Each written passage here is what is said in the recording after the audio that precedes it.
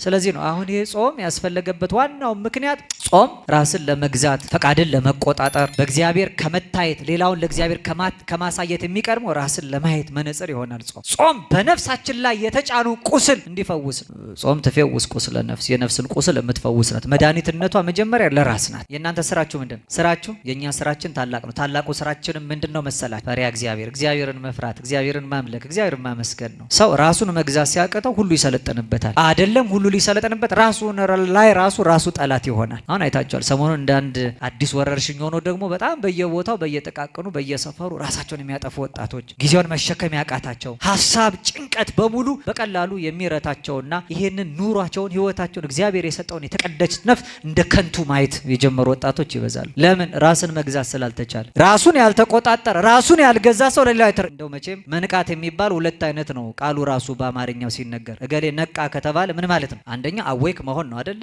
የተኛ ሰው ነቃ ይባላል። ሁለተኛ ተረት ሰምታችኋል? ብርሌ ከነቃ አይሆንም ነቃ ይባላል። መንቃት ምን ማለት ነው? ምን ማለት ነው? መሰንጠቅ ማለት ነው። አንዳንዴ ይሄ ወይ ነቃ ይባላል። በእግሩ ረጅም መንገድ የሚሄድ ሰው ካለ እግሩ መስመር ካያችሁት የእግር ንቃቃት ይባላል። መሰንጠቅ ማለት ነው። ስለዚህ የሚያነቁ ሰዎች አንዳንድ ጊዜ ህሊናና አስተሳሰባችንን በሙሉ የሚሸነቁሩ ሰዎች ይሆናሉ።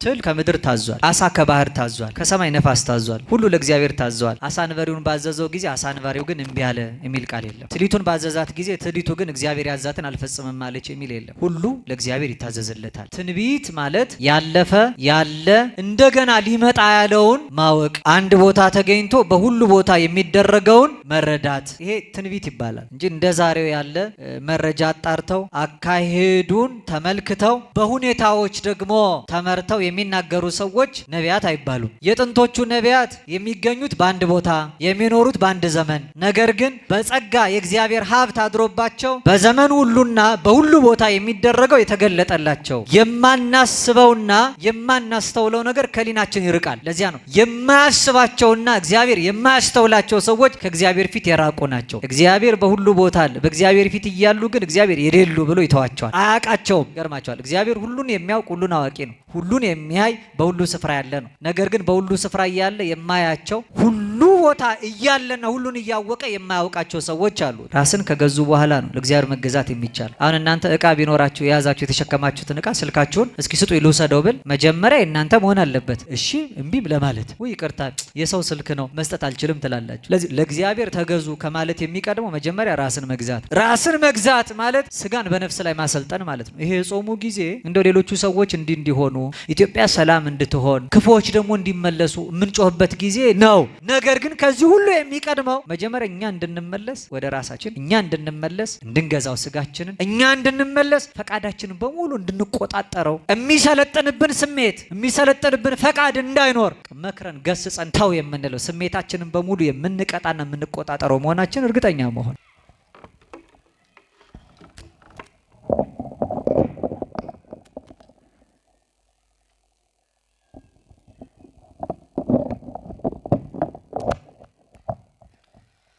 እሺ ሁላችንም በጋራ እናማት። በስመ አብ ወወልድ ወመንፈስ ቅዱስ አሃዱ አምላክ አሜን።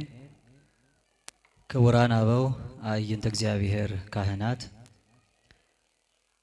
ሊቃውንተ ቤተ ክርስቲያን፣ መምህራን፣ መለኮታዊ ለሆነው ምስጢር ላይካን የምትሆኑ ወንድሞቼ ዲያቆናት፣ ልዑለ ባህሪ ቅዱሰ ባህሪ ንጹሕ እግዚአብሔር አምላክ እንዲሰማችሁ እግዚአብሔርን ለመስማት እጅ ለመንሳት ደጅ ለመጥናት በተቀደሰው ስፍራ የተገኛችሁ ምእመናት ሁላችሁም የእግዚአብሔር ቤተሰቦች እንደምን ከረማችሁ? እንደምን ሰነበታችሁ? አሜን። እንድናስበው የረዳን እንድናመሰግነው የፈቀደልን በደላችንን ኃጢአታችንን ክፉ ስራ መተላለፋችንን ሰፍሮ ቆጥሮ ያላጠፋን ይልቁንም ከማያልቀው ልግስናው ከማይጓደለው ቸርነቱ የንስሐ ዕድሜ ሰጥቶ በሕይወትና በጤና በእምነት ጥላ ስር የሰበሰበን የቅዱሳን አምላክ እግዚአብሔር ስሙ ለዘላለም ይክበር ይመስገን። እንደ እግዚአብሔር አምላካችን መልካምና በጎ ፈቃድ በተፈቀደልንና በተሰጠን ጊዜ ለሰማዩ መንገዳችን ስንቅ ለነፍሳችንም ቀለብ የሚሆነውን ቃሉን እንማማራለን። ለትምህርታችን መነሻ የቅዱስ መጽሐፍ ኃይለ ቃል ለ3 ቀን ሱባኤ የነነዌን ሕዝብ የታረቀ እግዚአብሔር አምላክ ይቅር እንዲለን ከነሱ ትምህርት እንድናገኝ በትንቢተ ዮናስ ምዕራፍ 1 ቁጥር 6 ላይ ምንት ያነውመከ ምን ያስተኛሃል የሚለውን መነሻ አድርገን እንማራለን። ትምህርቱ ሲጠናቀቅ ከአጸደ ቤተ ክርስቲያን ስንወጣ የተቀበልነው መልእክት የሰማነው ቃል ከኛ እንዳይወጣ በልባችን ሰሌዳ በሊናችን ጓዳ ተጽፎ ለስራ እንዲያተጋን ቃሉ በእኛ እንዲኖር እኛም በቃሉ ለመኖር እንድንችል ደጅ እየጠናን ድምፃችሁን ከፍ አድርጉና እስኪ ምን ያስተኛሃል በሉ እንጂ ምን አላችሁ? መልካም ጸልዩ ወሰአሉ ለነሂ ከመ ያርሁ እግዚአብሔር አናቀጸ ቃል ወጸልዩ ሊተ ብዙሃ ከመ እክስቶ ዘክርስቶስ ምስጢረ በከመ ይደልወኒ እንግር። ሰማያዊ የሆነውን የጌታችንና የአምላካችን የመድኃኒታችን የኢየሱስ ክርስቶስን ቅዱስ የሆነ ቃል እንድንማማር በቸርነቱ ለሁላችንም የቃሉን ደጅ የልቦናችንን ጆሮ እንዲከፍትልን ጸልዩ። ይልቁንም ልናገር እንደሚገባኝ መጠን ብቻ እንድገልጠው እኔንም በጸሎታችሁ አግዙኝ። ለእኔ ለደካማው ባሪያ ተናጋሪ አንደበት፣ ለእናንት ለአገልጋዮቹም ሰሚ ጆሮ፣ አስተዋይ አእምሮ፣ ውሳጣዊ ልቡና፣ መንፈሳዊ ሰብዕና እግዚአብሔር በቸርነቱ ያድለን። እውቀትን ከምስጢር ጥበብንም ከማስተዋል እያስማማ ለፍጥረት ሁሉ እንደ በጎ ፈቃዱ ማስተዋል የሚሰጥ ጥበብን የሚገልጥ ልሳነ ዓለም ከሳቴ ምስጢር አምላካችን አንዱ እግዚአብሔር መንፈስ ቅዱስ የራቀውን አቅርቦልን የረቀቀውን አጉልቶልን የተሰወረውን ገልጦ የተከደነውን ከፍቶ እንድንረዳ ይርዳን። ህጢተ አምሳል እምነ አምሳላት ከምሳሌዎች ሁሉ ምሳሌ ታጣላት። ምንም አይነት ምሳሌ ከምንም ተገኝቶ ክብሯን የማይገልጥላት መዝገበ ምስጢር የቤተ ክርስቲያናችን አንደበት ሰዓሪ ተመርገሙ ለአዳም መድኃኒታ ለሔዋን የምንላት የእኛ የደካሞቹ የኃጥአን ተስፋ ለዓለም ሁሉ የመዳን ምክንያት ለሞተው ለተቀበረው ዓለም ከሞት በኋላ ሕይወት ከመቃብር በኋላ ትንሣኤ የሆነ የዓለም ሁሉ መድኃኒት ክርስቶስ የተገኘባት በጨለማና በሞት ጥላ መካከል ተጥለን ለነበርነው ከድቅድቅ ጨለማ ወደሚደነቀው ብርሃን እንድንሻገር ማንም የሚቀርበው በሌለ እውነተኛ ብርሃን ውስጥ የሚኖረውን ፀሐይ ጽድቅ እግዚእነ ኢየሱስ ክርስቶስ በማይጸኗ ተሸክማ ወደ ዓለም የወለደች እመብርሃን ድንግል ማርያም በአማላጅነቷ አትለየን። በቅዱሳኑ ቃል ኪዳን እግዚአብሔር አምላካችን ቸርነቱን አብዝቶ በመስቀሉ መርቶ ይህን የመከራና የፈተና ዘመን በቸርነቱ ያሻግረን። ሁላችን እንደምናውቀው በየዓመቱ ከአብይ ጾም አስቀድሞ ከ7ቱ የአዋጅ አጽዋማት መካከል አንዱ በረከት የምናገኝበትና ከሁሉም አጽዋማት በቁጥር ያነሰው እናቶች በፈሊጥ ነይ ነይ ብለው የሚጠሯት የነነዌ ሕዝብ ታሪክ የተለወጠበት የሱባኤና የጾም ጊዜ ይታወጃል። የእግዚአብሔር ፍጹም ይቅርታና ምሕረት የተነገረበት ነው። በዚህ በተነሳንበት ትንቢተ ናሆም ምዕራፍ 1 ቁጥር 6 ላይ ተንስ ወፀው አምላከከ ከመ ያድኅነነ እግዚአብሔር ወኢንሙት፣ እንዳንሞት እግዚአብሔር እንዲያድነን ተነስና ፈጣሪህን አምላክህን ጥራ። ምንት ያነውመከ፣ ምንድነው የሚያስተኛ? ስለምን ትተኛለህ? ምን አግኝቶ ተኝተሃል? ተነስና ካገኘን መከራ እግዚአብሔር እንዲያድነን የአምላክህን ስም ጥራ የሚል ቃል እናገኛለን። ይሄን የሚሉት እግዚአብሔርን የማያውቁ በወደብ በኩል ዮናስ ወደሚኮበልልበት ስፍራ እየሄዱ ያሉ መርከበኞች ናቸው። ሁላችሁ እንደምታውቁት በትንቢተ ዮናስ ምዕራፍ 1 ከቁጥር 1 ጀምሮ የእግዚአብሔር ድምፅ የእግዚአብሔር ቃልና ትእዛዝ ወደ ዮናስ እንዲህ ሲል መጣ።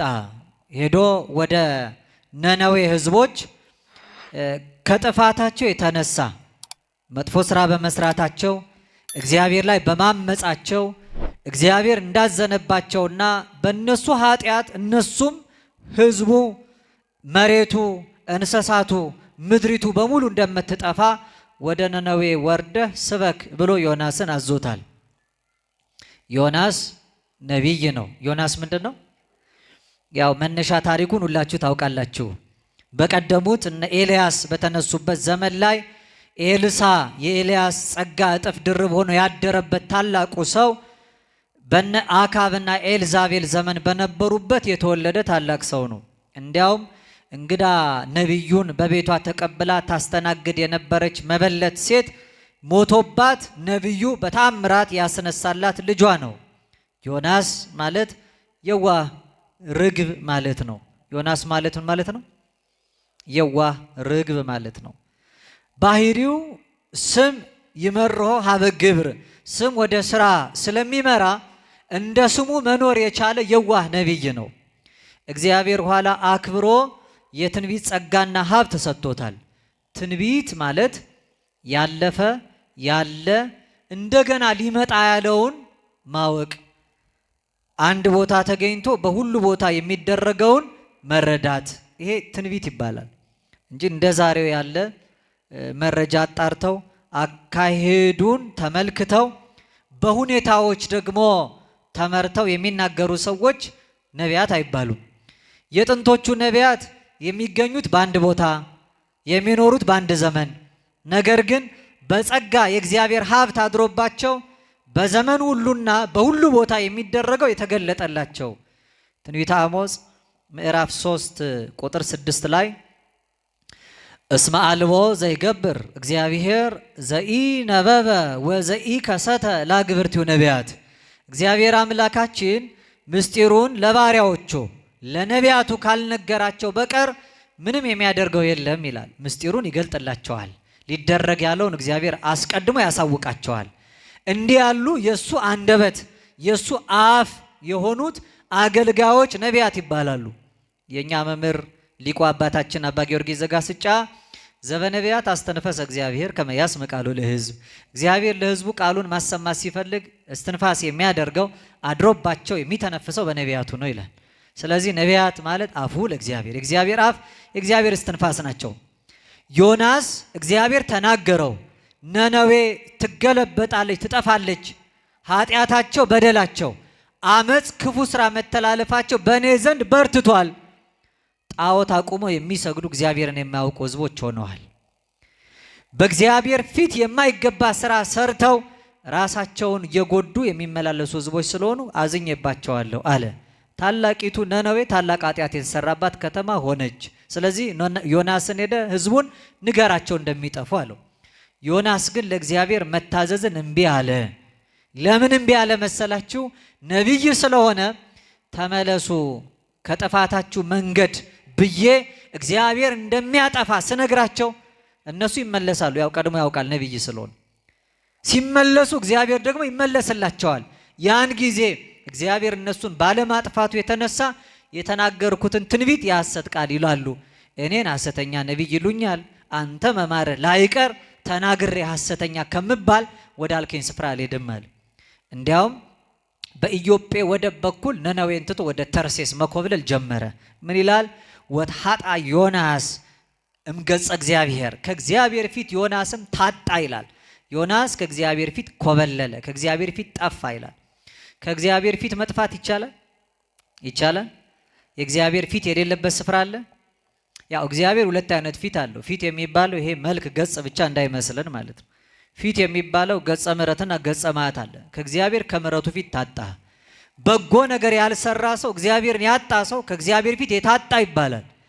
ለዚህ ነው የማናስበውና የማንረዳው በሊናችን የሌለውን ነገር አጠገባችን ተቀምጦ እንኳን እናጠዋለን።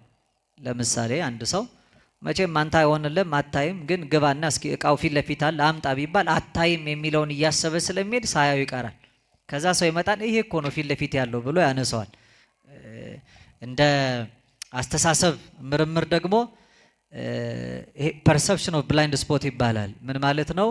አይምሯችን ላይ ስዕሉን ያጠፋዋል። አለማየቱ ትልቅ ስዕል ይሳላል። መጀመሪያ አለማየቱ ትልቅ ስዕል ይሳላል ማለት አታይም የሚለውን ቃል አይምሯችን ላይ አድርገን ንብረቱ እንኳ ቢኖር እሱን ማሰብ ስዕሉን አይምሯችን መሳል ያቆማል። የማናስበውና የማናስተውለው ነገር ከሊናችን ይርቃል። ለዚያ ነው የማያስባቸውና እግዚአብሔር የማያስተውላቸው ሰዎች ከእግዚአብሔር ፊት የራቁ ናቸው። እግዚአብሔር በሁሉ ቦታ አለ። በእግዚአብሔር ፊት እያሉ ግን እግዚአብሔር የሌሉ ብሎ ይተዋቸዋል። አያውቃቸውም። ገርማቸዋል። እግዚአብሔር ሁሉን የሚያውቅ ሁሉን አዋቂ ነው። ሁሉን የሚያይ በሁሉ ስፍራ ያለ ነው። ነገር ግን በሁሉ ስፍራ እያለ የማያቸው ሁሉ ቦታ እያለና ሁሉን እያወቀ የማያውቃቸው ሰዎች አሉ። ታስተውላላችሁ። በማቴዎስ ወንጌል ምዕራፍ 25 ላይ ከ10 ቆነጃጅት መካከል 5ቱ ልባም መቅረዙ ላይ ዘይት ኖሯቸው መብራታቸውን አብርተው የገቡ ናቸው። 5ቱ ግን ዘይት ያልነበራቸው ናቸው። መብራት ስለሌላቸው መብራታቸውን ሲጠፋባቸው ዘይት ፍለጋ ወደ መንደር ሄደው ሲመለሱ አዳራሹ ተዘግቷል። ሙሽራውን እንዲያስገባ ሲለምኑት እንዲህ አላቸው ይላል፣ አማን አማን እብለክን እያመረከን እውነት እውነት እላቸው እኔ አላውቃችሁም አላቸው። ሁሉን የሚያውቀው ሙሽራ ጠርቷቸው ድምተኛ ሆነው ነገር ግን አላውቃችሁም አላቸው። የማያውቃቸው የማያያቸው ከፊቱ የሚጠፉና የሚታጡ ሰዎች አሉ። እግዚአብሔር በአማልክት ማህበር መካከል ቆመ ይላል። ኃጢአተኛ ባለበት ስፍራ እግዚአብሔር አይቆም። ኃጢአተኛም እግዚአብሔር ፊት መቆም አይቻለውም። ለዚህ ነው ዮናስ አልታዘዝም ስላለ በእግዚአብሔር ሕግና ትእዛዝ ላይ ስላመፀ ከእግዚአብሔር ፊት ታጣ ይላል። ከእግዚአብሔር ፊትም ኮበለለ። ያን ጊዜ ወደ መርከብ ገብቶ ከገንዘቡ ከፍሎ አብሯቸው ከነነዌ ጉዞ ጠፍቶ ወደ ተርሴስ በኢዮጴ ወደብ በኩል መኮብለል ጀመረ። ያን ጊዜ ዮናስ ተመልከቱ፣ በፊቱ ቢያገኘኝ ነው የሚነዘንዘኝ ሂድ የሚለኝ፣ እንዲያውም ከእግዚአብሔር ፊት ልራቅለት አለ። ለዚህ ነው ዮናስ ማለት የዋ ማለት ነው። እስራኤል ብቻ ያለ የሚመስለው ከእስራኤል በኢዮጴ ወደብ በኩል ወደ ተርሴስ ሲኮበልል እግዚአብሔር ፊት ታቶ እግዚአብሔር የሚያጣው መሰለው። ያን ጊዜ እግዚአብሔር ዮናስ በመርከቡ የውስጠኛው ክፍል ገብቶ ተኝቷል። መተኛት ብቻ መሰላችሁ? ተኝቶ ያንኮራፋ ነበረ ይላል። ምን ይል ነበር አልኳችሁ? ያንኮራፋ ነበር። ከዚያ በኋላ እግዚአብሔር አምላክ ነፋሱን አዘዘው። ነፋሱን መጥቶ በመርከቡ ላይ ማዕበሉ አንስቶ መርከቧን አናወጣት፣ ሊወድቅ ደረሰ። እነሱም በምን ምክንያት ይሄ ያገኘን እያሉ ተጨነቁ አብዝተው። ንብረታቸውን ሁሉ እያወጡ ወረታቸውን ያተረፉበትን ሀብታቸውን መርከቡ ይቀልላቸው መስሏቸው መጣል ጀመሩ ይላል። ነገር ግን እንዳልዳኑ ንብረታቸውን ማውጣታቸው ተጨንቀው ማልቀሳቸው እንዳላተረፋቸው ባሰቡ ቁጥር እየተጨነቁ ሊቀ ሐመር የነበረው ዋናው የመርከቡ መሪ ያው ካፒቴን የምንለው ወደ ውስጠኛው የመርከቡ ክፍል ሲገባ ዮናስን ተኝቶ አገኘው። ከዚያ በኋላ ነው ቅድም እንደነገርኳችሁ ተንስ ወፀው አምላከከ ተነስና አምላክን ጥራው ከመያድነን እግዚአብሔር ወኢንሙት እግዚአብሔር እንዳንሞት እንዲያድነን አንተ ሰው ምንት ያነው መከ ምንድነው እንደዚህ የሚያስተኛ አለው። ምናልባት እግዚአብሔር ያድነን እንደሆን ተነስና አምላክን ጥራ አለው። ከዚያ በኋላ ዮናስን በመካከላቸው መጣ፣ ጭንቀታቸውን ተመለከተ። ይሄ ነገር ያገኛችሁ በእኔ ምክንያት ነው አላቸው። አየለም አሳልፈን አንተን አንሰጥም፣ ባይሆን በማ ምክንያት ይሄ እንደደረሰብን ራሱ አምላክ እግዚአብሔር ምልክት ያሳየን እንደሆን ብለው እጣ ተጣጣሉ። እጣው ዮናስ ላይ ወጣ። አለቀሱ፣ ለመኑ። በዚህ ሰው ምክንያት ይሄ አግኝቶን እኛ አሳልፈን ብንሰጠው የሰው ደም ዕዳ እንዳይሆንብን አምላካችን ይቅር በለን አሉ። በሉ አላቸው ዮናስ፣ እጣው በእኔ ላይ ወጥቷል። እኔን ወደ ባህሩ ብትጥሉኝ መርከቡ ሰላም ይሆንላችኋል አለ። እስኪ በሉ እኔን ብትጥሉኝ ሰላም ትሆናላችሁ። ይሄን በደንብ ያዙልኝ። እኔን ብትጥሉ ይበሉ እስኪ ሰላም ትሆናላችሁ። ያን ጊዜ እጣ የወጣበትን ፈቃዱም ሆኖ ተላልፎ የተሰጠውን ዮናስን አነሱና ወደ ባህሩ ጣሉ። ከዚያ በኋላ መርከቡ ሰላም ሆነ ይላል። መርከቡ ሰላም። እነሱም እግዚአብሔርን ለመኑ፣ ስለትም ተሳሉ፣ ፈጣሪያቸውንም አመሰገኑ። ፈጣሪያቸውን እንዲያም እግዚአብሔር ፈጣሪን አመሰገኑ ይላል። የዮናስን አምላክ አመሰገኑት። ጠይቀውታል ዮናስን፣ አንተ ምንድነው ስራ? ይሄ ሁሉ የመጣብን በአንተ ምክንያት ከሆነ ማን የት ሀገር ሰው ነው እያሉ ሁሉ ይጠይቁት ነበር። ስራዬ ብሏል ዮናስ ቀድሞ ሳይወድቅ፣ ስራዬ ባህርንና የብስን የፈጠረ የሰማይ አምላክ እግዚአብሔርን ማምለክ ነው አለ። ስራው ምንድነው? ዮናስ በጣም የዋህ መሆኑን ተመልከቱ። ፊት ለፊት ስላገኘኝ ነው የሚነዘንዘኝ ብሎ በባህር የሚሄደው አምላኩ ግን ባህሩንም የብሱንም የፈጠረ ነው ብሎ መሰከረ። ስራ ይሄ ነው። እኔ ከዕብራውያን ወገን ነኝ፣ ከዚህ ዘር ከዚህ ነገድ ተብዬ ግን ማልጠራ ሰው ነኝ። ስራዬን ካላችሁ ትልቁ ስራዬ እግዚአብሔርን ማምለክ ነው አለ። የእናንተ ስራችሁ ምንድን ነው? ስራችሁ አንደኛ ጢሞቴዎስ መልእክት ምዕራፍ 6 ከቁጥር 6 እስከ 8 እንዲህ ተብሎ ተጽፏል። ለነሰ ተግባርን አቢው እቱ የኛ ስራችን ታላቅ ነው። ታላቁ ስራችንም ምንድነው መሰላችኋል? ፈሪያ እግዚአብሔር፣ እግዚአብሔርን መፍራት፣ እግዚአብሔርን ማምለክ፣ እግዚአብሔርን ማመስገን ነው።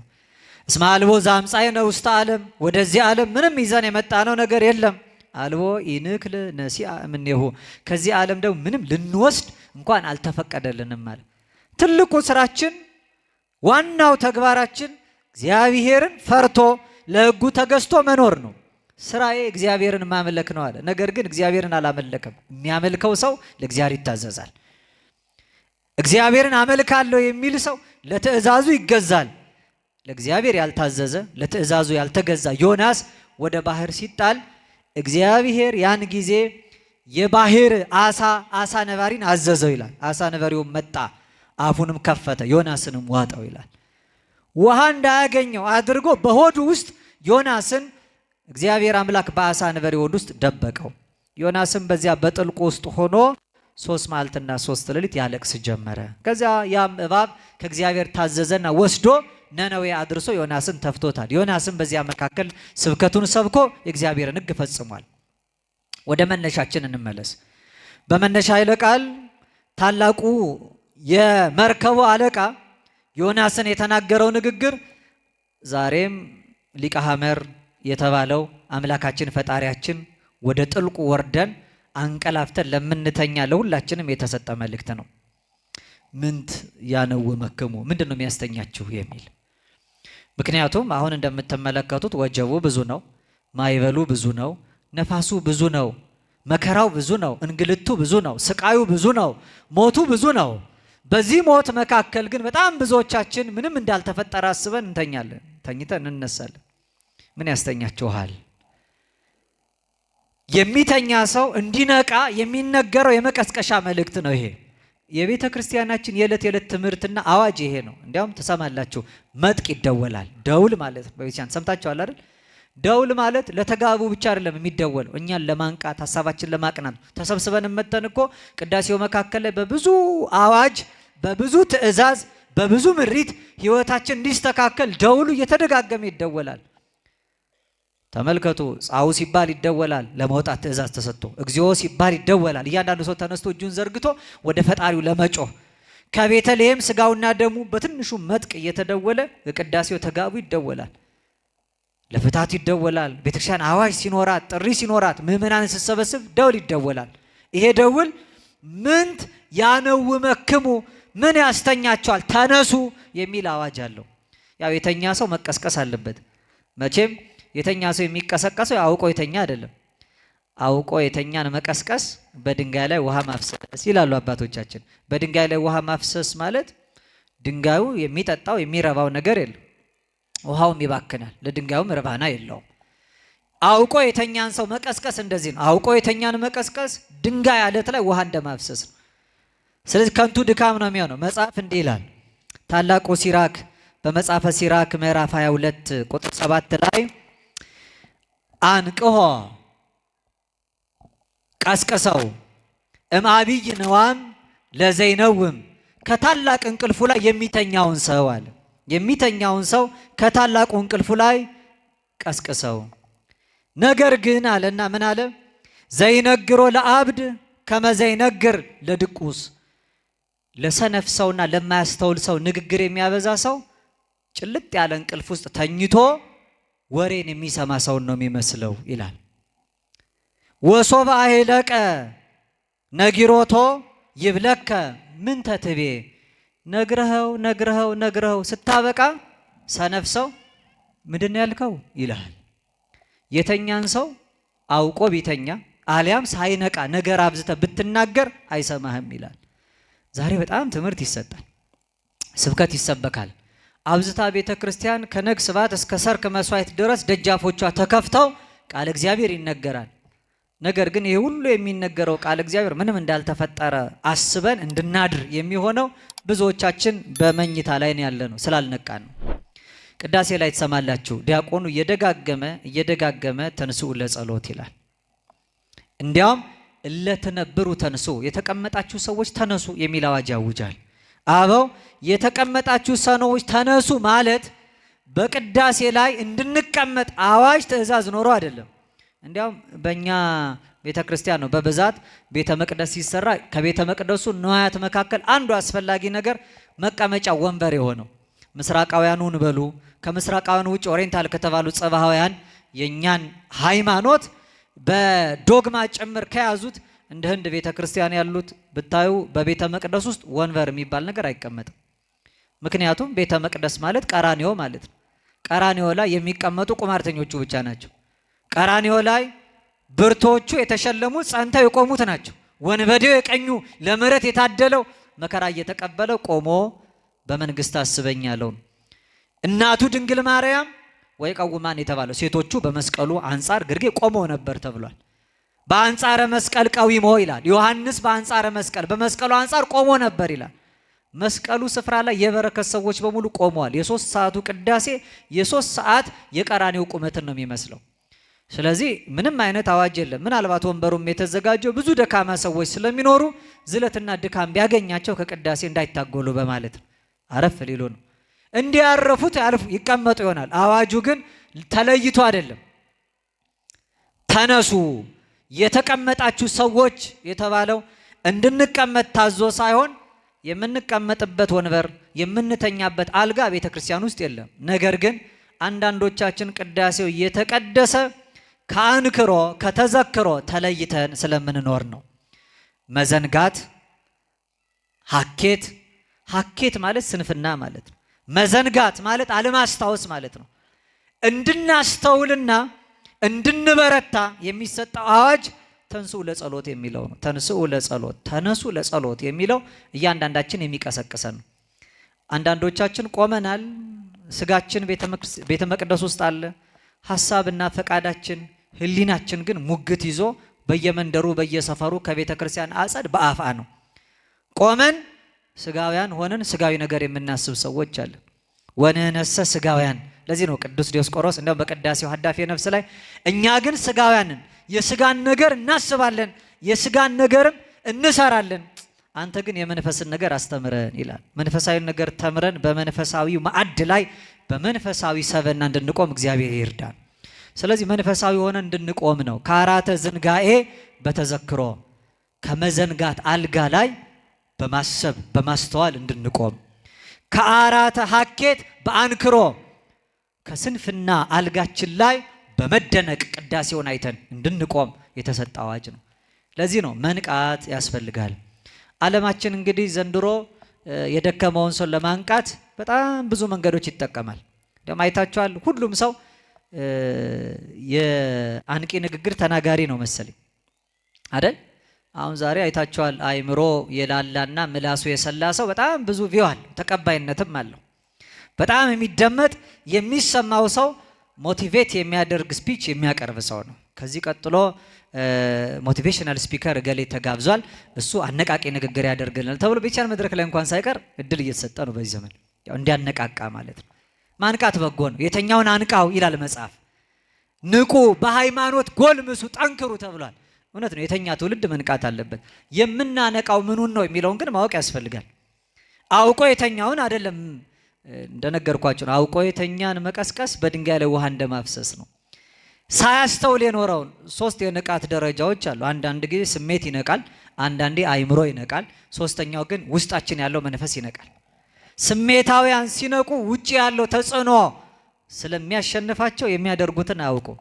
ስለዚህ አምቢሽን ይባላል። በመደነቅ ዝም ብለው ተነስተው ብቻ ሞቲቬትድ በሆኑበት ወይም ባነቃቸው ንግግር ሰበብና መጠን የሚያደርጉትን እንኳን አያውቁ። ስለዚህ ውጫዊ ተጽዕኖ በቀላሉ ይገዛቸዋል። ስሜታውያን የሆኑ ሰዎች የሚያነቃቸው ንግግር ስሜታቸው ነው የሚያነቃው። ስሜት ለውጪ ተጽዕኖ ተጋላጭ።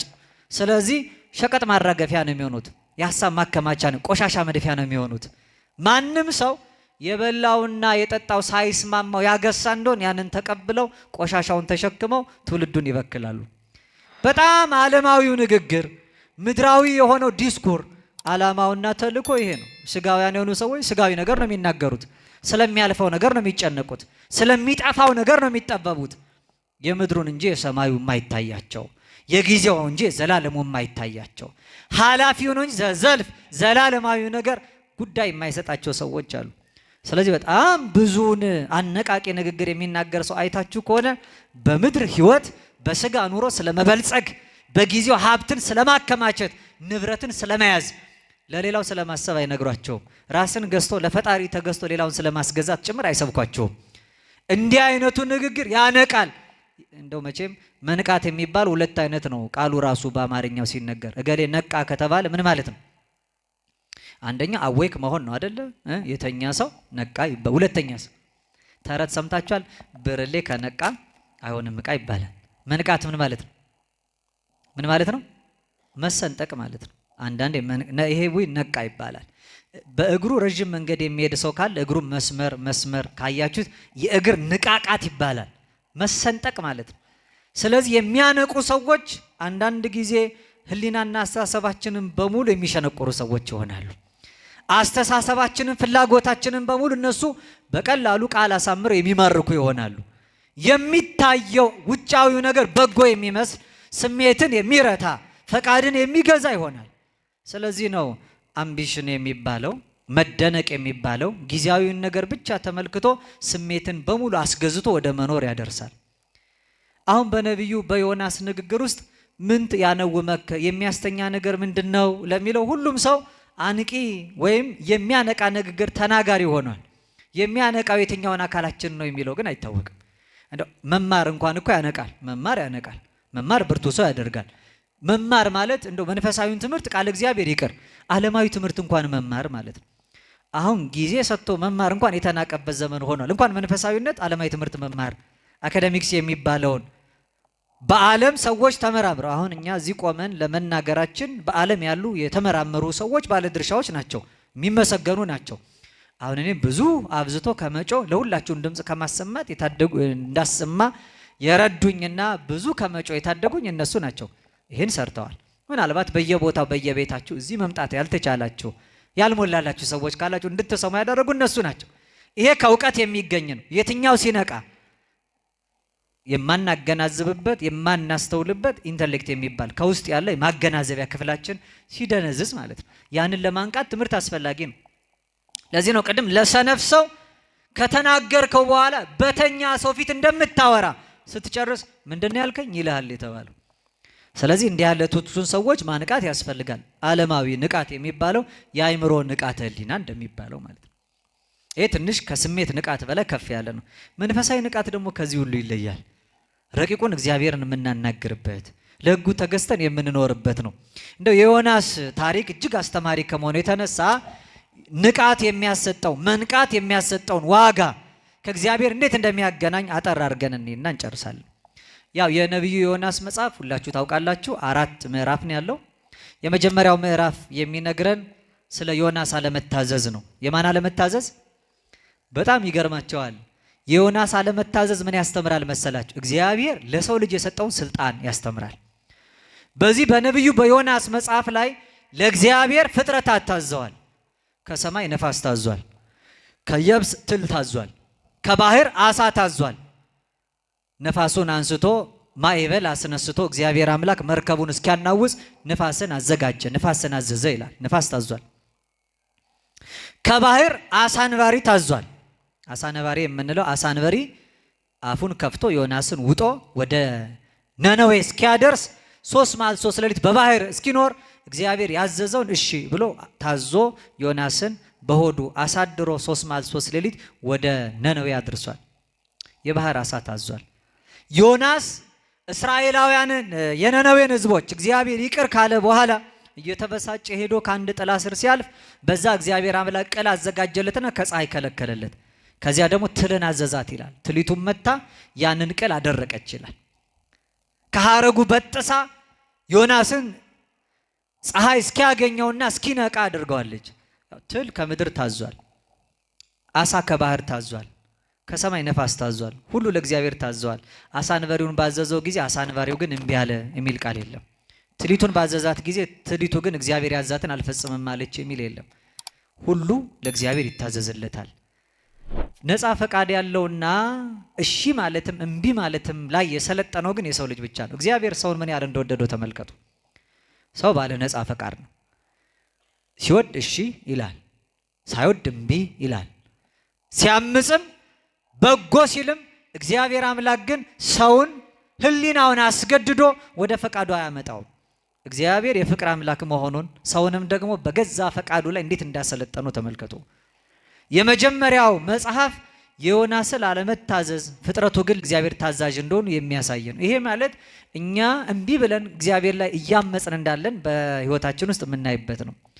ሁለተኛው ምዕራፍ የሚያካትተው ዮናስን እግዚአብሔር አምላክ በባህር መካከል አሳ አንበሪ ልብ ውስጥ ጥሎት ሳለ የዮናስን ጸሎት እናገኛለን። እንዲያውም ይሄ ለብቻው ተለይቶ ይወጣል። ምዕራፍ 2 ትንቢተ ዮናስ ላይ ያለው ጸሎተ ዮናስ ይባላል።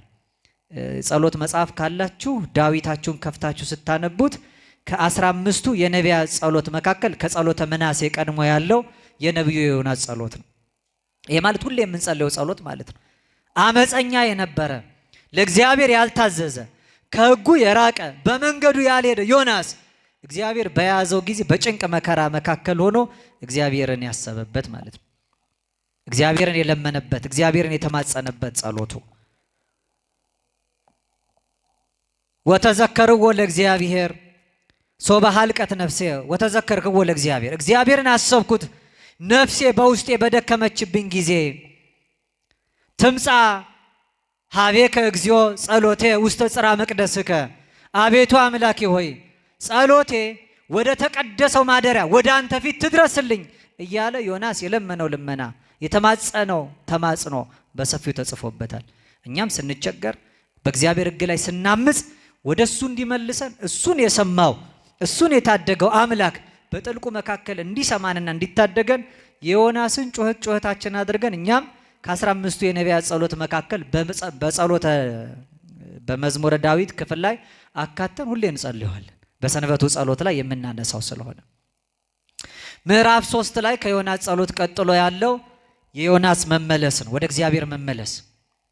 ዮናስ ወደ እግዚአብሔር ሲመለስ የእግዚአብሔርም ደግሞ ወደ ሕዝቡ መመለስ። ዮናስ እንደተናገረ ዮናስ እንደተመለሰ ሕዝቡንም እንደመለሰ አይቶ እግዚአብሔር እንደተመለሰ ማለት ነው። በትንቢተ ዘካርያስ ምዕራፍ 1 ቁጥር 3 ላይ እንዲህ ይላል፣ የሰራዊት ጌታ እግዚአብሔር እንዲህ ይላል፣ ወደ እኔ ተመለሱ ያን ጊዜ እኔም ወደ እናንተ እመለሳለሁ አለ። በሉ እስኪ ወደ እኔ ተመለሱ በሉ፣ እኔም እመለሳለሁ። ስንመለስ እግዚአብሔር ይመለሳል በሉ እንጂ ስንመለስ እግዚአብሔር ይመለሳል። እሺ ስንለው እግዚአብሔር እሺ ይለናል። ስንታዘዘው ስንገዛለት እግዚአብሔር ይገርማቸዋል። እግዚአብሔር ይታዘዝ እግዚአብሔር ይገዛልናል፣ ይደንቃቸዋል። ለዚያ ነው ያስቀምጣቸዋል ቆሞም ያገለግላቸዋል ተብሎ ተቀምጧል። ተግተው የሚገዙለትን ሰዎች በዙፋን አስቀምጦ ያገለግላቸዋል እስኪባል ፈቃዳቸውን ይፈጽምላቸዋል ማለት ነው። እሺ ብንለው በረከቱን ያበላናል፣ እሱም እሺ ይለናል። ስናምጽ የአመፅን ዋጋ ይሰጣል። ዳዊት ለዚህ ነው ከአመፀኛው ጋር እግዚአብሔርን አመፀኛ ሆኖ አይቶታል። ምን ይላል? ከቸር ሰው ጋር ቸር ሆነ ትገኛለህ፣ ከአመፀኛ ጋር አመፀኛ ይለዋል። ከጠማማ ጋር አለ ሎቱ ስብሐት እግዚአብሔር ጥመት የለበትም። ነገር ግን ለሚጠም ሰው አንተም ውታውሩ ግድመ ግድመ እናንተ አግድም አግድሙን ትሄዳላችሁ፣ እኔም ያኔ አግድም አግድም ትቻችሁ ሄዳለሁ ይላል እግዚአብሔር። ለጠማማ ሰዎች የጥመት ዋጋ፣ ለደካማ ሰዎች፣ ለጎሰቆሉት ሰዎች፣ ከሕጉ ለራቁት ሰዎች እግዚአብሔር ርቆ ለጥፋታቸው አሳልፎ ይሰጣቸዋል። ወወሃቦሙ ለፍትወቶሙ ይላል። በልተው ጠግበው ሲያምፁበት ለራሳቸው ፈቃድ አሳልፎ ሰጣቸው ይላል። ተላልፈን ለፈቃዳችን እንዳንሰጥ እንደ ፈቃዱ ለመኖር እንድንችል እግዚአብሔር በቸርነቱ ይርዳን። አራተኛው ምዕራፍ ላይ የእግዚአብሔር ምሕረት ታያላቸው። ሲመለሱ እግዚአብሔር ከተመለሰ በኋላ ሕዝቡን በሙሉ ይቅር ብሏቸው እንደማራቸው። ከዚያ ደግሞ የዮናስን ብስጭት ታያላቸው። እግዚአብሔር ሲመለስ እግዚአብሔር ይቅር ሲል ዮናስ እንዲህ አለ፣ አንተ ውእቱ መሐሪ ወመስተሳይል፣ አንተ ቸርና ይቅር ባይ ነህ፣ ርሁቀ መዓት ወብዙ ምሕረት፣ ማዕተ የራቀ ምሕረትም የበዛን አንተ ጻድቅ ወዘትኔስ በእንተ እኪት ስለ ክፉ ነገርም ተነስተ የምትጸጸት አንተ እውነተኛ አምላክ ነህ። ያንን አውቅ ስለነበረ ነው ሂድ ስትለኝ አልሄድም ያልኩት እኮ። አሁን ያው ማርካቸው ትጠፋላችሁ ብለህ ተናገር አልከኝ። ትጠፋላችሁ ስል ሳታጠፋቸው ቀረ። ታዲያ እኔ ሐሰተኛ ተባልኳል። አንዳንድ ጊዜ ለራሱ ቃል ለራሱ ክብር የሚጨነቅ ሰው አለ፣ ለእግዚአብሔር ክብር የማይጨነቅ ሰው። አሁን መቼም ሰው በብዛት እንኳን አልመጣም እንጂ ወንበሩ ቢሞላና አንድ ሰው ቢመጣ ያይና መቀመጫ የለም ብሎ ወደ ቤቱ የሚሄድ ሰው አለ። ምክንያቱም የሚያስጨንቀው መሬት ለመቀመጥ የራሱ ክብር፣ እንዴት ከማንም እንደዚህ መሬት እቀመጣለሁ ይላል። በእርጋታ ተቀምጦ ቃሉ እሱ ላይ እንዲያድር የማይፈልግ ሰው የሚቀመጠውን ሰው ዝቅ ብሎ የእግዚአብሔርም ቃል ከላይ የወረደው አካላዊ ቃል ዝቅ ብሎ እሱ ላይ ያድርበታል።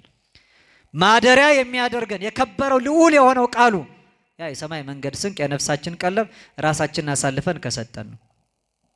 በዚህ ሕይወት ውስጥ ሁሉ ዮናስ እግዚአብሔር ላይ አዝኖ ከዚያች ቅልበታች ሆኖ እንደገና እግዚአብሔር አምላክ ያችን ቅል በትል እንድትበላ አድርጎ ፀሐይ ሲመታው ተነሳና ተበሳጭ። ያቺ የበቀለችው ቅል ከፀሐይ ከልላኝ ትላዘ እንድትደርቅ ታደርጋታለህ። ዮናስ ምን አበሳጨ? ቅሊቱን ተክላት ነበር። አንተ ተጨንቀ ኮትኩታ አሳድጋታል። አልደከምክባትም። አንተ ላልተጨነክባት ላልደከምክባት ላልተከልካት ቅል እንዲካዘንክ እኔ አንደኛ በመልኬና ባሪያ የፈጠርኩት፣ ሁለተኛ ፈጣሪነቴ በፍጥረት እንዲገለጥ ላበጀሁት በነነዌ ለሚኖሩ እንስሳትና ሰዎች እንዴት አላዝንም? እነዚህ እኮ በእኔ ፊት ቀኝና ግራቸውን የማይለዩ ናቸው አለ።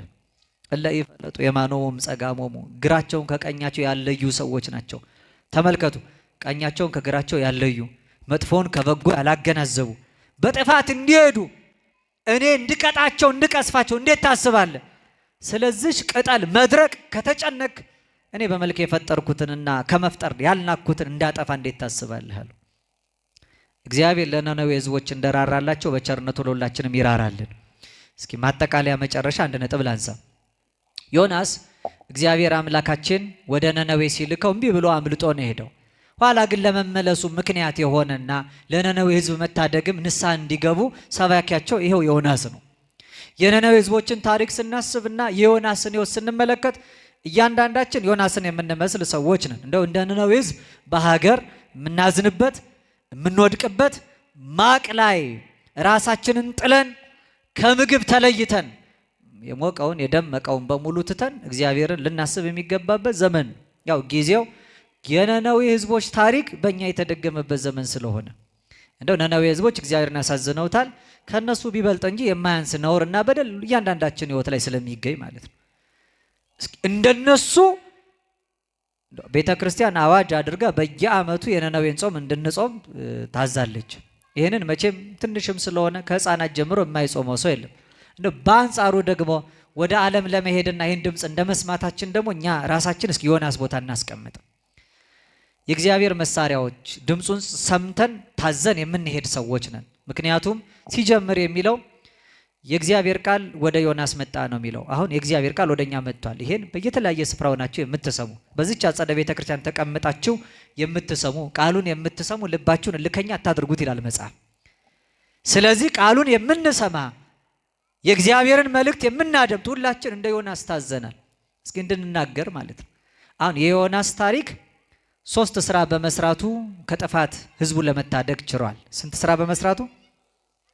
መጀመሪያ ራሱን አየ፣ ቀጥሎ በእግዚአብሔር ታየ፣ ሶስተኛ ለሌላው ህዝብ እግዚአብሔርን ማሳየት ቻለ። ራሱን አየ ማለት ሰው ራሱን የሚያየው ራሱን ሲገዛ ነው። ከመስበክ በፊት አስቀድሞ መሰበክ ያስፈልጋል። ከመናገር በፊት መስማት ያስፈልጋል። ሳይማሩ የሚያስተምሩ ሰዎች ስለበዙ ነው። ሳይነቁ የሚያነቁ ሰዎች ስለበዙ ሁላችን በድንግዝግዝና በጨለማ የምንራመደው። የምንሰማውን ሳናገናዝብ ሰዎች እንዳሉን ብቻ ተጨነን ስለምንኖር ነው አንድ ቋንቋ እየተናገርን መስማማትና መግባባት ራሱ ያቃተን። ዮናስ ከመስበኩ በፊት መጀመሪያ ራሱ መሰበክ ነበረበት። ሌሎቹ እግዚአብሔር እንዲሰማቸው ከመናገሩ በፊት እሱ እግዚአብሔር ሊሰማ ያስፈልግ ነበር። ሌሎቹ ለእግዚአብሔር እንዲገዙ ከመስበኩ በፊት መጀመሪያ እሱ ለእግዚአብሔር መገዛት ነበረበት። ህዝቡ ንስሐ እንዲገቡ ከማስተማሩ በፊት መጀመሪያ ዮናስ ንስሐ መግባት ነበረበት።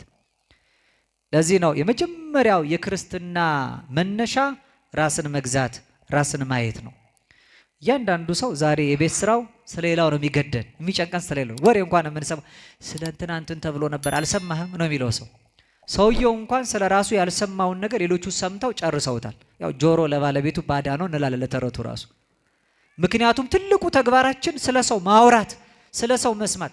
እንዲድን እንኳን ከፈለግን አስቀድሞ የራሳችን መዳን መፈጸማችን እርግጠኛ መሆን ነበረብን።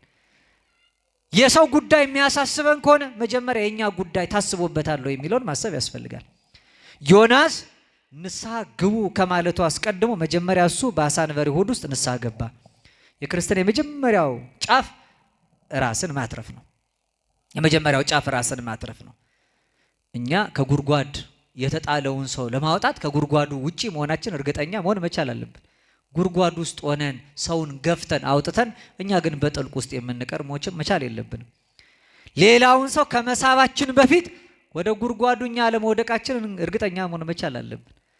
ከውስጥ ሳንወጣ ሌላው እንዲወጣ የምንጮህ ደጅም ሆነን ደግሞ እየተንሸራተትን ለመግባት ጫፍ ላይ ደርሰን ሌላው ሰው እንዲወጣ የምንጥር ሰዎች እንኖራለን። የክርስትና የመጀመሪያው ደረጃ ለእግዚአብሔር መገዛት አይደለም። ከእግዚአብሔር መገዛት የሚቀድመው ራስን መግዛት ነው። ከመንፈስ ፍሬዎች ቀዳሚ የተባለው እግዚአብሔርን ከመምሰል የሚቀድመውና ለእግዚአብሔር ከመገዛት ቀዳሚው ራስን መግዛት ነው። ሰው ራሱን ሳይገዛ ለእግዚአብሔር መገዛት አይችልም። ምክንያቱም መጀመሪያ ራሱ የራሱ መሆን አለበት። እኛ የራሳችን ነን ወይ የሚለውን ማወቅ አለብን። ማለት ዓለም አልገዛንም ወይ? ምድራዊ ሐሳብ አላታለለንም ወይ? ጊዜያዊ ቅር ጠልፎ አልጣለንም ወይ? የሚያልፈው ምኞት ዓለምና በዓለም ያለውን አምሮቱን አትውደዱ፣ ዓለሙም በዓለም ያለው ሁሉ ኃላፊ ነው ብሎ ዮሐንስ በመልእክቱ እንዳስተማረ ዓለሙኒ ኃላፊ ወንብረቱኒ ኃላፊ ይላል። ዓለሙ ኃላፊ ነው፣ ንብረቱም ኃላፊ ነው። ዓለምና በዓለም ያለው ሁሉ ኃላፊ ነው። ዓለሙን የሚከተል ሰው አብሮ ያልፋል። ለዚህ ነው ቅዱስ ጳውሎስ እኮ ሐሳባቸው ምድራዊ የሆኑ ሰዎች ወደ ሀሪቶም ወርትምና መጨረሻቸው ደግሞ ጥፋት ነው ይላል። ምክንያቱም ምድራዊ ሐሳብ ካላቸው ምድር ስለምታልፍ እነሱም አብረው ያልፋሉ ይላል። መጀመሪያ እኛ የኛ ነው የሚለውን ማወቅ ያስፈልጋል። ዮናስ ከመስበኩ አስቀድሞ መጀመሪያ ራሱ የተሰበከ ዮናስ ህዝቡን ንስሐ ግቡ ከማለቱ አስቀድሞ ራሱ ንስሐ የገባ ሆነ። ለዚህ ነው የነነዌ ሰዎችን ከጥፋት መታደግ ቃሉም ተሰሚነት ህዝቡ አይደለም የሰማው። በጣም የሚደንቀው የዮናስን አዋጅ የሰሙት ወደ ቤተ መንግስት ሄደ ይላል። ማን ነው እሱ የሚናገረው? እስኪ አምጦትና ጥሩት እስኪ ይናገር አላለም። ንጉሱ ምን አለ? በዚያ ዘመን እኮ በአገራቸው በእስራኤል እነ አካብ ህዝቡን ያሳድዳሉ፣ ነቢያቱን ይገላሉ። ዮናስ ንጉሱ ፊት ሳይቆም የተናገረው ንግግር፣ የሰበከው ስብከት፣ የሰጠው ማስጠንቀቂያ ቤተ መንግስት ድረስ ደረሰ። የዮናስን አዋጅ ንጉሱ ተቀብሎ በከተማው ላይ አወጀ። መኳንንቱ፣ መሳፍንቱ አይደለም የሰው ልጅ እንስሳቱ በሙሉ ህፃናቱ ጡት ከመጥባት እንዲከለከሉ፣ ላሙ፣ በጎቹ፣ አራዊት እንስሳቱ በበረት የምትጠብቋቸው በሙሉ ሳር ከመንጨት ውሃ ከመጎንጨት ይከልከሉ፣ 3 ቀን በሙሉ በዚህ ይወሰኗል። ይህን ንጉስ ነው ያወጀው።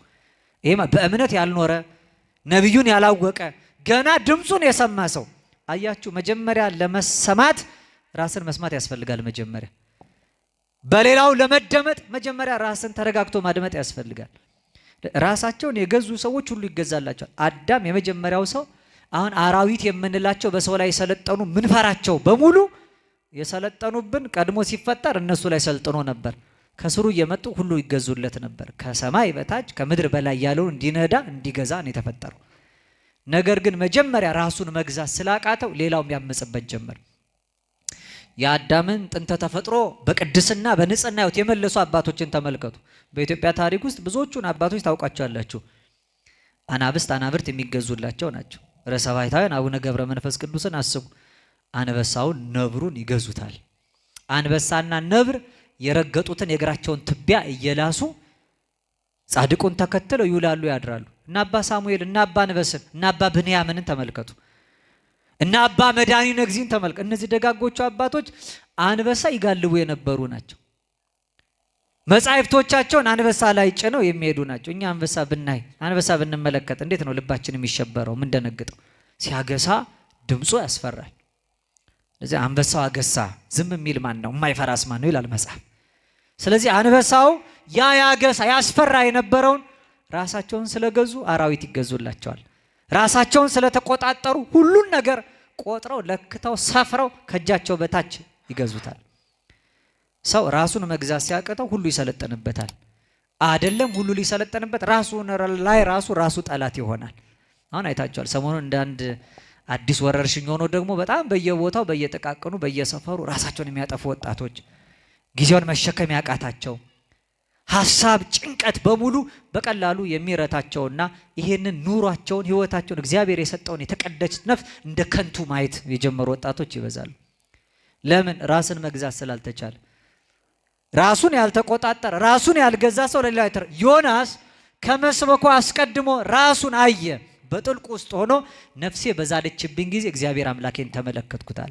ጩኸቴና ልመናዬ ወደ ተቀደሰው ማደሪያው ይድረስልኛል። አዘነ፣ ተጸጸተ፣ ወደ እግዚአብሔር ተመለሰ። ተናገር የተባለውን ሳልናገር በመሄድ ይህ ሁሉ እንግልትና መከራ ደረሰ። ከጥልቁ ሆኜ እግዚአብሔርን እለምናለሁ፣ ቢያወጣኝ በክብር ቢያቆመኝ ስለቴን አስገባለሁ እያለ ሁሉ እግዚአብሔርን ለመነ። ዮናስ መጀመሪያ ራሱን ገዛ። ከዚያ ቀጥሎ ራሱን የገዛ ሰው ለእግዚአብሔር ይገዛል። ራስን ከገዙ በኋላ ነው ለእግዚአብሔር መገዛት የሚቻል። አሁን እናንተ እቃ ቢኖራችሁ የያዛችሁ የተሸከማችሁትን እቃ ስልካችሁን እስኪ ስጡ ልውሰደው ብል መጀመሪያ እናንተ መሆን አለበት እሺ እምቢም ለማለት። ወይ ይቅርታ የሰው ስልክ ነው መስጠት አልችልም ትላላችሁ። ለዚህ ለእግዚአብሔር ተገዙ ከማለት የሚቀድመው መጀመሪያ ራስን መግዛት ነው። ራስን መግዛት ማለት ስጋን በነፍስ ላይ ማሰልጠን ማለት ነው። ይሄ የጾሙ ጊዜ እንደው ሌሎቹ ሰዎች እንዲሆኑ ኢትዮጵያ ሰላም እንድትሆን ክፉዎች ደግሞ እንዲመለሱ የምንጮህበት ጊዜ ነው። ነገር ግን ከዚህ ሁሉ የሚቀድመው መጀመሪያ እኛ እንድንመለስ ወደ ራሳችን፣ እኛ እንድንመለስ እንድንገዛው ስጋችንን፣ እኛ እንድንመለስ ፈቃዳችንን በሙሉ እንድንቆጣጠረው፣ የሚሰለጥንብን ስሜት የሚሰለጥንብን ፈቃድ እንዳይኖር በቃ መክረን ገስጸን ተው የምንለው ስሜታችንን በሙሉ የምንቀጣና የምንቆጣጠረው መሆናችን እርግጠኛ መሆን። ስለዚህ ነው አሁን ይሄ ጾም ያስፈለገበት ዋናው ምክንያት ጾም ራስን ለመግዛት ፈቃድን ለመቆጣጠር በእግዚአብሔር ከመታየት ሌላውን ለእግዚአብሔር ከማሳየት የሚቀድመው ራስን ለማየት መነጽር ይሆናል። ጾም በነፍሳችን ላይ የተጫኑ ቁስል እንዲፈውስ ነው። ጾም ትፈውስ ቁስለ ነፍስ፣ የነፍስን ቁስል የምትፈውስ ናት። መድኃኒትነቷ መጀመሪያ ለራስ ናት። ጸሎትም የራስን፣ ምጽዋትም የራስን፣ ስግደትም የራስን፣ መልካም ምግባርና በጎ ትሩፋት ሁሉ መጀመሪያ የራስን ፈቃድ ለመግዛት ለመቆጣጠር የተሰጡ ናቸው። ራሳችንን ከገዛን በኋላ ቀጥሎ ደግሞ ይሄ የገዛ ነው የኛ ያልነውን ራሳችንን ደግሞ በዋጋ እንደተገዛ አውቀን በሸማ ጥቅልና በወርቅ እንክብል ከገበያ ዕቃ እንደሚገዛው ፈጣሪያችን በወርቀ ደሙ እንደገዛን በጸጋ ልጅነትም እኛን እንዳከበረን በዋጋ ተገዝታችኋልና የራሳችሁ አይደላችሁም ይላል መጽሐፍ። ከገዛን በኋላ ራሳችንን ከገዛን በኋላ ደግሞ እኛ እንኳን የዓለም የራሳችንም እንዳልሆን ማወቅ። አሁን ከምናከብራቸው ነቢያት መካከል አንዱ ደገኛው የእግዚአብሔርን ሐሳብ የእግዚአብሔርን ፈቃድ ሲያገለግል የኖረውን ዳዊትን ተመልከቱ።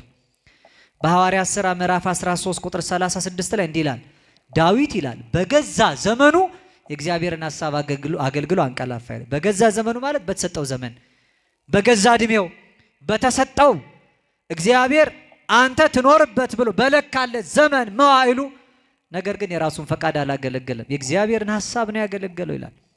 አሁን ከዓለም ፈቃድ ከስጋ ምኞት ከምድራዊ ዕቅድ ራሳችንን ከለየነው በኋላ መልሰን ለእግዚአብሔር ፈቃድ ራሳችንን ማስገዛት። ከዛ ለእግዚአብሔር ከተገዛን እሱ እግዚአብሔር መሳሪያ ያደርገናል። እሱ ነው የሚቆጣጠሩ። አሁን ቅድም አለ ነቢያት ማለት እግዚአብሔር አድሮባቸው የሚተነፍስ ማለት ሲፈልጉ በውድ እምቢ ሲሉ በግድ መሳሪያዎቹ የሚሆኑ የሚመራ የሚያሰማራቸው ብቻ ሳይሆን የሚነዳቸውም ጭምር።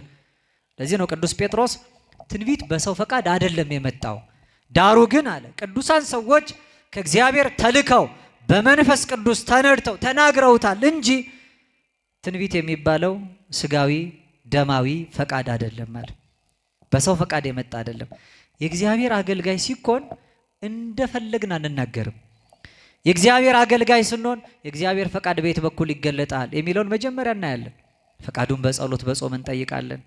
የምንሰራውን የምናደርገውን የምናከናውነውን በሙሉ እንደ ስጋ ለባሹ በምድር እንደሚኖረው ሐሳብ ፈቃድ ብቻ እንደሚነዳው ሰው አንሆንም። ከአይምሮ በላይ ከፍ እንልና ለእግዚአብሔር ፈቃድ ራሳችንን እናስገዛለን። ይሄ ነገር የእግዚአብሔር ፈቃድ ነው ወይስ አይደለም እንላለን። እኛማ የሚታየን ብዙ ነገር ነው። እኛ የምንሰጠውና የምንሰነዝረው ሐሳብ እጅግ ሰፊ ነው። እንደኛ ሐሳብ እንደኛ ፈቃድ ሳይሆን የእግዚአብሔር ፈቃድ ይሁን ብሎ መኖር። ቅዱስ ጳውሎስ አብሯቸው ቢኖር በአይሁድ ያሉ ክርስቲያኖች ደስ ይላቸው ነበር። ነገር ግን እሱ እምቢ አለ። አጋቦስ የሚባል አንድ ሰው ትንቢት ተገልጦለት በራእይ ተመልክቶ ይሄዳል፣ ተላልፎ ይሰጣል፣ ይታሰራል። ቅዱስ ጳውሎስ በሕይወት እንደማይመለስ አወቀ። አይ አባታችን መምህራችን ቅር አንተ ከኛ ጋር አሉት። እሱም ብዙ ለመኑት፣ እምቢ አለ። ምክንያቱም እኔ ብቀር የእናንተ ፈቃድ ነው፣ የእኔም ሐሳብ ከእናንተ ጋር መኖር ሊሆን ይችላል። ነገር ግን አለ በስጋ ከእናንተ ጋር መኖሬ ለእኔም ለእናንተም መልካም ነው። እኔ ግን ልሄድ ከክርስቶስ ጋር ልኖር እናፍቃለሁ። ከሰው ሐሳብ የሚበልጠው እግዚአብሔር ሐሳብ ነው አላቸው። በለመኑት ጊዜ አብዝተው ሲያስጨንቁት እምቢ አለ። እምቢ ማለቱን ባወቁ ሰዓት እንዲህ አሉ፣ የጌታ ፈቃድ ይሁን ብለን ዝም አልን አሉ። የማን ፈቃድ ይሁን ብለን? ስጋዊ ከሆነ ሐሳብ ስንለይ ሁል ጊዜ የእግዚአብሔርን ፈቃድ እንላለን።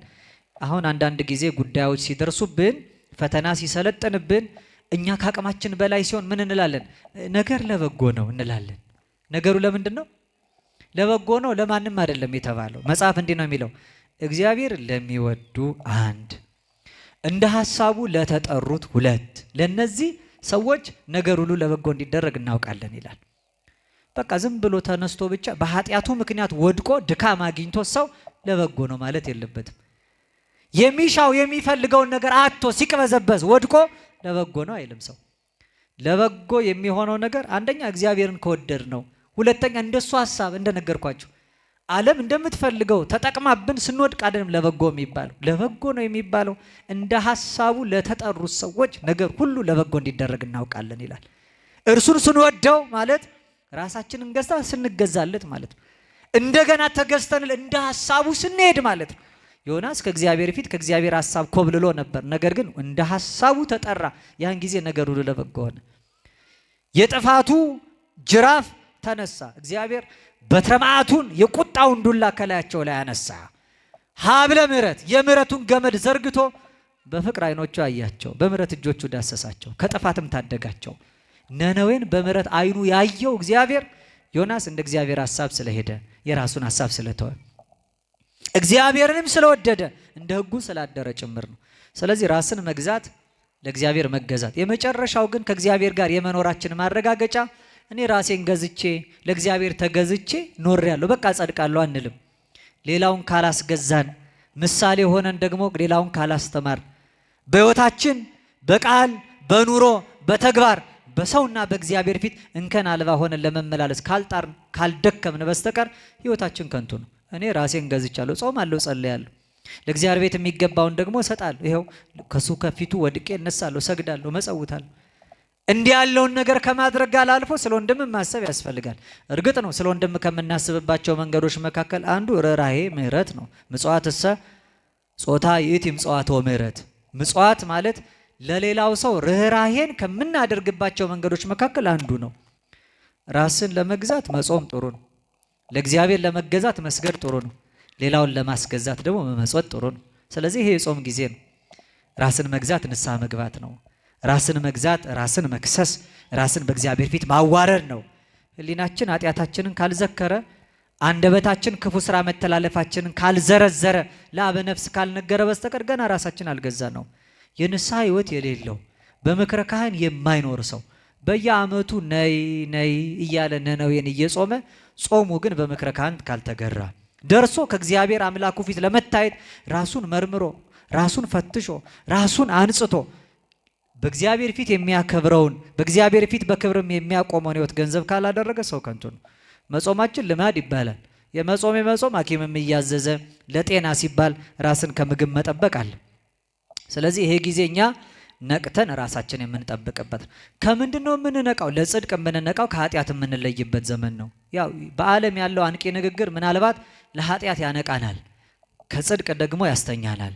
መጽሐፍ እንዲህ ነው የሚለው፣ ለኃጢአት መተኛትና ለጽድቅ መንቃት አለባችሁ። አንደኛ ቆሮንቶስ መልእክት ምዕራፍ 15 ቁጥር 34 ላይ በጽድቅ ንቁ፣ ኃጢአትንም አትስሩ፣ እግዚአብሔርን የማያውቁ አሉና አሳፍራችሁ ዘንድ ይሄን እንላለዋል። ለጽድቅ ንቁ። ለምን ንቁ አልኳችሁ? ለጽድቅ ንቁ። ኃጢአትን ግን ምን አትበሉ? አትስሩ። ለጽድቅ ንቁ፣ ኃጢአትን አትስሩ፣ እግዚአብሔርን የማያውቁ አሉና። ለኃጢአት የሚያነቋችሁ ለጽድቅ የሚያስተኟችሁ ሰዎች አሉና ከነዚህ ተለዩ። አንድ የመጨረሻ እስኪ መረጃ ልንገራችሁ። መቼም መረጃ አይደነቅም አይናቅም።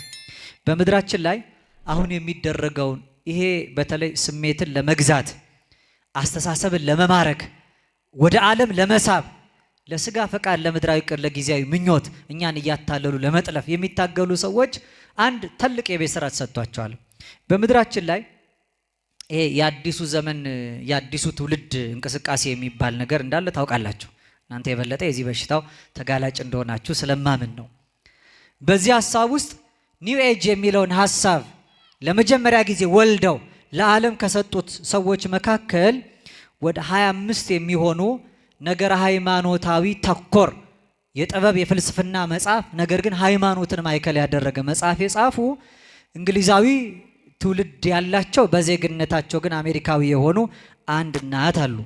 እኚህ እናት አሊስ ባይሊ ይባላሉ። አሊስ ባይሊ ከጻፏቸው ከ25ቱ መጽሐፍት መካከል አንዱ ኤክስተርናላይዜሽን ኦፍ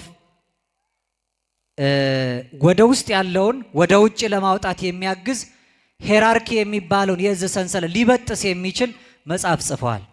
ኤክስተርናላይዜሽን ኦፍ ሄራርኪ የሚባል አንድ መጽሐፍ አለ። እዚያ መጽሐፍ ላይ ምን የሚል መልእክት አለ? ክርስትናን የማጥፊያ ዘመቻ 10 ወጥመዶች የሚል መልእክት ተቀምጧል። ክርስትናን ከህዝቡ ኑሮ ለማውጣት ሰው ራሱን ገዝቶ ለእግዚአብሔር ተገዝቶ ሌላውን አስገዝቶ እንዳይጸድቅ የሚያስችሉ የአዲሱ ትውልድ ፍልስፍናዎች የሚሉ 10 ነጥቦች አስቀምጠዋል። እንደው እናንተ አስቡትና የትኛው ደረጃ ላይ እንዳለን ደግሞ እንድታውቁ 10ሩን አላብራራም፣ በቁጥር ብቻ ጠቅሳቸዋለሁ። አንደኛ በዓለም ያለ ስርዓተ ትምህርት ውስጥ ለብዙ ዘመን ይሰጥ የነበረውን እግዚአብሔርንና የጸሎት ትምህርትን ከስርዓት ውስጥ ማውጣት የመጀመሪያው ስራ ነው ይላል። ስለዚህ እግዚአብሔር በዓለማዊ ትምህርት መካከል እንዳይጠራ፣ በየትምህርት ቤቱ የእግዚአብሔር ስም እንዳይጠራ። አሁን እኛ ልጆች ሆነን አሁንም አንዳንድ ቦታ ይኖራል። መምህር ሲመጣ ሰው ይነሳና እንደምን አደራችሁ እንደምን ዋላችሁ ተማሪዎች ይባላል። ተማሪ ምን ይላል? ይቅርታ በጣም አለ። አሁን ትምህርት ቤት እንደሱ ትላላችሁ ሳጋትሉም እዚህ አሁን እንላለን ብለዋል። አሁን እንዲያውም አይታችኋል። በዓለሙ ሚዲያ ላይ ራሱ እግዚአብሔር የሚለው ስም አጠራሩም እንዳይታወቅ ፈጣሪ ይመስገን የሚል ትውልድ በርቷል አይደል? አዎ እንዲህ አይነት ትውልድ በርትቷል። ለምን? እግዚአብሔር ብሎ ይትቀደስ ስምከ ስምህ ይለይ አንድነቱና ሶስትነቱ ያለበት ምክንያቱም አምላክ ይመስገን ፈጣሪ አምላክ ይመስገን ነው የሚለው። አምላክ የሚባለው የእግዚአብሔርነት መገለጫ አይደለም። ሌሎችም ካመለኳቸው ዓለሙ፣ ንብረቱ፣ ስልጣኑ፣ እውቀቱ፣ ጉልበቱ በሙሉ አምላክ የሆነበት ሰው አለ። አልቦ ገብር ዘይክል ለክልያ ጋይስ ተቀነው ለሁለት ጌታ መገዛት አትችሉም። ሌሎች ጌቶች አሉ ማለት ነው ከእግዚአብሔር ውጭ። አንደኛ የእግዚአብሔርን ስም የጸሎትንና ለእግዚአብሔር የምንገዛበትን ራስ መግዣ መንገዱን በሙሉ ከሥራ ትምህርት ማውጣት። ሌላው በልጆች ላይ የወላጆችን ስልጣን መቀነስ የሚል ነው። ሁለተኛው በልጆች ላይ የወላጆችን ስልጣን መቀነስ፣ ቤተሰቦቻቸውን የማይሰሙ የሃይማኖት መሪዎቻቸውን የማይሰሙ አለቆቻቸውን የማያደምጡ እንደፈለጉ ገብተው የሚወጡ ስሜታቸውን ለማንጸባረቅ ግድ የሌላቸውን ትውልዶች ማፍራት። በሶስተኛ ደረጃ ክርስቲያናዊ የቤተሰብ መዋቅር ወይም ተፈጥሯዊ የቤተሰብን ትስስር ማጥፋት ይላል። ፋሚሊ ስትራክቸርን ዲስትሮይ ማድረግ ማለት ቤተሰባዊ ትስስር አለ። በቤተሰባዊ ትስስር መካከል ልጅ አባት የሚልበትን ዘመን ማቆም። አባቶችም ልጄ ብለው ተስፋ ይሄ በምዕራቡ ዓለም በጣም የሰለጠነ ነው። ምክንያቱም ሲያረጁ መንግስት ነው የሚጦራቸው። ይጦረኛል ብለው ልጅም አይወልዱ። ልጆችም ለቤተሰቦቻቸው አይገዙም። የሚቆጧቸውና የሚያዟቸው ቢሆኑ ቤተሰቦቻቸውን እስከ መክሰስ ይደርሳሉ። አራተኛ ልቅ ወሲብን ማስፋፋትና ውርጃን ህጋዊ ማድረግ ይላል። ይሄ እንደምታውቁት ነው፣ ማብራራት አይፈልግም። ስድስተኛ ግብረ ሰዶማዊነትን አማራጭ የኑሮ ዘይቤ ደግሞ ማድረግ ይላል። አሁን ታውቃላችሁ በተለያየ ቤተ እምነት ያሉት እንኳን ሳይቀር ይሄን ተቃውሞ የሚያነሱ ሰዎችን ጭምር ከቤተ እምነት እስከ ማገድ የደረሱበት ዘመን። ሰባተኛ ጥበብን ማንጋደድ፣ ከዚያ በኋላ ለነውር ስራ የከበረውን ጥበብ ማዋል ብለዋል እኚህ እናት። አሁን ታውቃላችሁ በየቦታው ያለው በጥበብ የሚታወቀው ግጥም ነውር መናገሪያ ሆኗል። ስነ ጽሁፎቻችን በሙሉ ቃል ባሳመሩ መጠን ሀፍረትን የሚገልጡ ክብራቸው በነውራቸው የሆኑ ሰዎች የሰለጠኑበት የረከሰን ነገር መናገር ሰውን የሚያስከብር የሆነበት ዘመን፣ ራስን መግዛት ሀፊረ ገጽ ኋላ ቀር መስሎ የታየበት ዘመን። ስምንተኛ ሚዲያን በመጠቀም ባዕድ ሀሳብን ማስፋፋት። ይህ ታውቃላችሁ ምዕራቡ ዓለም ላይ ትላንትና የተነገረ ነገር ዛሬ በዙ መካከል ሰርጾ አለባበሱ፣ አካሄዱ፣ አኗኗሩ በሙሉ። ዘጠነኛ ከላይ የሰፈሩትን በህዝቡ ዘንድ ጥልቅ ተቀባይነት ያላቸውን አስተሳሰቦች የሚያንሳፍፍ እንቅስቃሴ መፍጠር። ሲማር ከነበረ መማር አይጠቅምህም ማለት፣ በልጅነት ባለሀብት የምትሆንበት አማራጭ መንገድ አለ ማለት። ክብር የሚባለው ነውር እንደሆነ መናገር። ባህል ካለው እሴት ካለው ሃይማኖቱን የሚወድ የህዝቡን የማህበረሰብ እሴት የሚያፈቅረውን ሰው እንደ ኋላ ቀር ከትውልዱ ጋር የማይሄድ ከቴክኖሎጂ ጋር የማይራመድ እንደሆነ መናገር ይላል። ከዛ በአስረኛ ደረጃ ከላይ የሰፈሩትን ነጥቦች መንግስታት ተቀብለው ወደ ህግ እንዲቀይሯቸውና ቤተ ክርስቲያንም ደግሞ ይሄንን እንድትደግፍ ማድረግ ይላል። አሁን እኛ ጋር ያልደረሰው ምክንያቱም ህዝቡ ባህሉ አኗኗሩ በጣም የተሰናሰለ ስለሆነ እኛ ሀገር ባህላዊ የሆነ እምነት ሳይሆን ሃይማኖታዊ የሆነ ባህል ስላለን ማለት ነው። እያንዳንዱ ክርስትናን የሚገልጽ ስለሆነ በአኗኗሩ መካከል አንድነታችን የሚናድበትን ይህን ስራ መስራት። ይሄንን ካደረጋችሁ ሰውን ታነቁታላችሁ ይላል። የአንቂ ንግግሮች መጨረሻ ይሄ ነው ማለት ነው። እኛ ግን ለኃጢአት እንድንነቃ ሳይሆን ለጽድቅ እንድንነቃ ነው ቅዱስ ጳውሎስ የነገረን። ለጽድቅ ንቁ፣ ኃጢአትን የሚሰሩ አሉና ከዚህ ተመለሱ። ይሄን እምላችሁ አንዳንዶች ይሄን የሚሰሩትን ላሳፍራቸው ነው አለ ቅዱስ ጳውሎስ። ይሄ ለቆሮንቶስ ህዝቦች ብቻ የተናገረ እንዳይመስላችሁ። ያርና አርጤምስ ጣዖት ለነበረበት የግሪክ ፍልስፍና ለሰለጠነበት ኮርኒት ለምትባል የጌጥ ከተማ ለቆሮንቶስ የግሪክ መንደር የጻፈው ብቻ አይደለም። ይሄ በእኛ ዘመን ለእኛ የተጻፈ ነው። ለጽድቅ ንቁ፣ ለኃጢአት እንዳትንቁ። ኃጢአትን እንደ ክብር የሚያዩ ሰዎች አሉ። ራስን መግዛት፣ ኋላ ቀርነት፣ ሃይማኖተኛ መሆን፣ ነጠላ መልበስ፣ ቤተ ክርስቲያን መዓልት ሌሊት እየተገኙ ከእግዚአብሔር ፊት መታየት ከንቱነት የሚመስላቸው ሰዎች አሉ። ምን ያነውመከ ምን ያስተኛሃል? ለጽድቅ ለምን ነቅተህ ለኃጢአት ለምን ነቅተህ ለጽድቅ ለምን ትተኛለህ የሚለው ንግግር ዮናስን የቀሰቀሰና ያነቃው በመርከቡ ውስጠኛው ክፍል ተኝተን ለምናንኮራፋ ለኛ የተነገረ ነው።